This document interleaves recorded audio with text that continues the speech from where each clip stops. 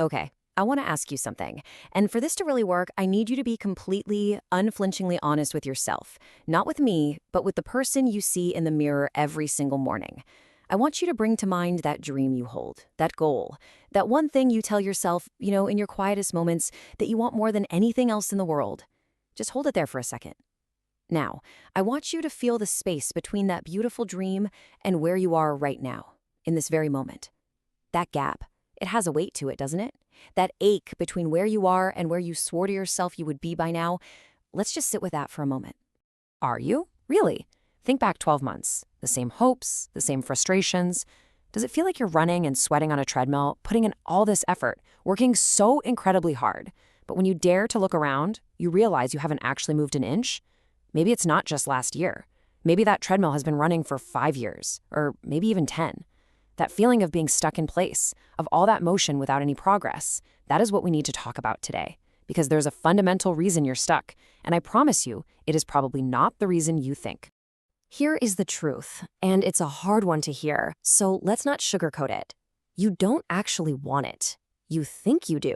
You tell a great story about wanting it, but not really. And you know how I can say that with such certainty? Because if you truly, deeply wanted it, with every fiber of your being, in a way that it just consumed your thoughts, you would already have it. Or you would be so far down the road to getting it that you wouldn't feel stuck at all.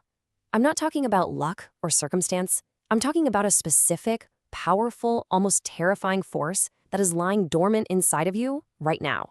And if we don't awaken it, you'll spend the rest of your life just collecting pretty fragile wishes. Okay, let's dive into what this is all about. The idea we're exploring here comes from a man named Napoleon Hill. Now, at the turn of the 20th century, he was given this monumental mission by the industrialist Andrew Carnegie.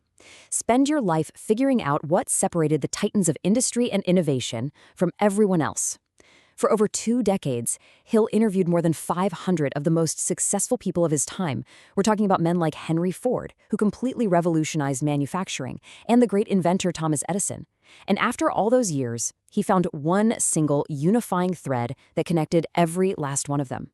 It wasn't their family background, it wasn't their education, it was a very specific kind of desire. So let's first talk about what this force is not. It is not a wish. We all have wishes, right? You wish you had more money. You wish you were in better shape. You wish you had started that business. Well, according to Hill's research, a wish is just a fleeting thought. It's a ghost. It has no substance, no power, no life force. It's like standing in a pitch-black room and just wishing for the light to turn on. You can stand there for an eternity wishing with all your might, but wishing has never flipped a switch. The room stays dark. A wish is passive. It hopes the universe will just magically conspire to deliver your dream to your doorstep, preferably while you wait on the couch. A burning desire, on the other hand, that is something else entirely. Hill called this the one true starting point of all achievement. It's not a ghost, it is a fire. It's the fuel, it's the engine. A burning desire is what happens when your casual wish crosses a critical, irreversible threshold. It is that exact moment the pain of staying where you are becomes greater, far greater than the fear and effort of the change required to get what you want. It's when the thought of not achieving your goal becomes a physical hurt, a deep ache in your chest that you just can't ignore anymore. Let's really break down the difference, because it's in these details that everything changes. A wish is a fair-weather friend. It only shows up when you're daydreaming on a Sunday afternoon, when things are easy. A burning desire, though, is a relentless obsession. It's what wakes you up at 3 in the morning with a solution to a problem you've been wrestling with. A wish is conditional. It says, I'd like to do this if I have the time, if I have the money, if it's not too hard. A burning desire is unconditional. It says, I will do this, and I will find the time, I will create the money, and I will endure any hardship. A wish is constantly looking for shortcuts and hacks. A desire accepts the road, no matter how long or how difficult, because the destination is the only thing that truly matters. To really, truly understand the force of this, we need a story.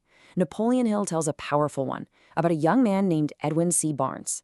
Now, Barnes came from nothing. He was born into poverty. He had no money, no powerful connections, no real education to speak of. But he had one single, all-consuming idea. He was going to go into business with the great Thomas Edison. Not for him, with him, as a partner. Now, just imagine for a moment how utterly absurd and impossible that must have sounded to everyone he knew. You see, if Barnes had only wished for this, he would have stayed home and just dreamed about it.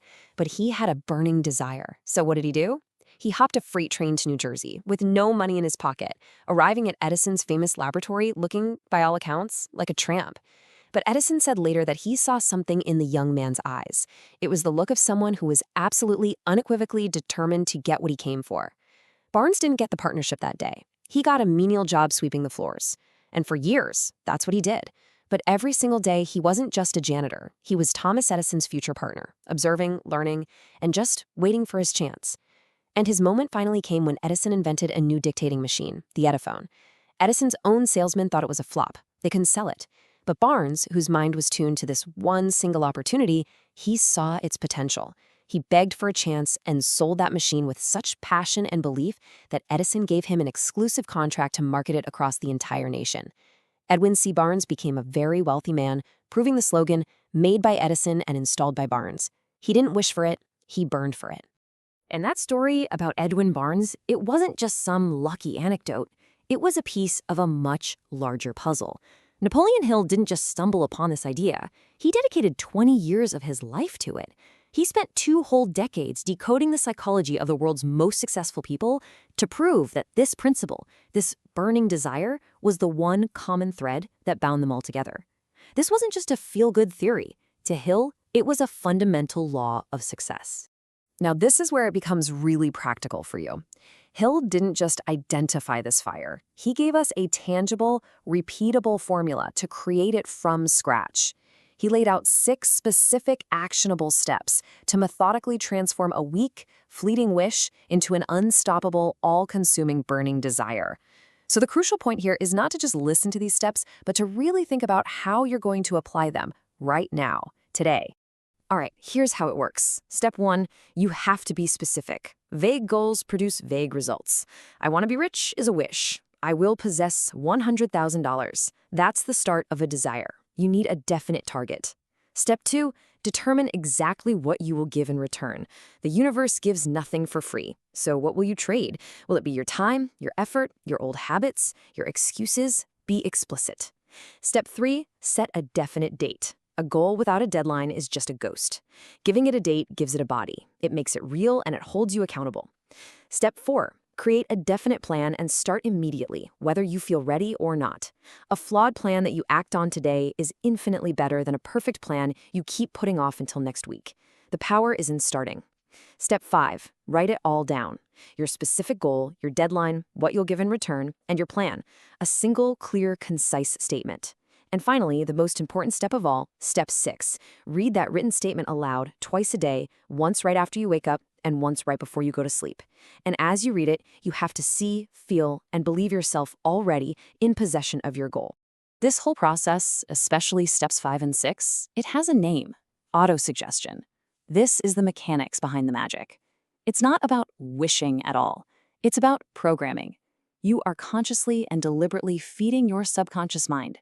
That's the part of your brain that works 24/7, a brand new set of instructions. You're building a mental and emotional bridge between the person you are today and the person you are absolutely determined to become. You are telling your brain what to look for, what opportunities to seize, what to work on day and night. You are feeding the fire until it becomes a blaze. So, we come back to you. After everything we've talked about, that painful gap between your dreams and your reality, the story of Edwin Barnes, the 6 practical steps, it all comes down to one simple, profound truth. You are meant for more than you are currently settling for. But my belief in you, that's just a wish. Your belief in yourself, when it's forged into a burning desire, is the only thing that can truly change your world. So here is your real call to action. And I mean it. Right now. Not later, not after this is over. Pause this and go get a piece of paper and a pen. Seriously. And on that paper, I want you to write down the one thing you want more than anything. Don't censor yourself. Write the number. Write the date. Write down, honestly, what you are willing to sacrifice for it. And then write down the very first, smallest step of your plan. Just the first one. Write it all down. Turn the intangible into the tangible. And I'll leave you with this final thought to sit with. The world does not pay for wishes. It never has and it never will. It pays for value, for relentless action, for unwavering obsession. So I ask you one last time, with complete honesty, What are you burning for?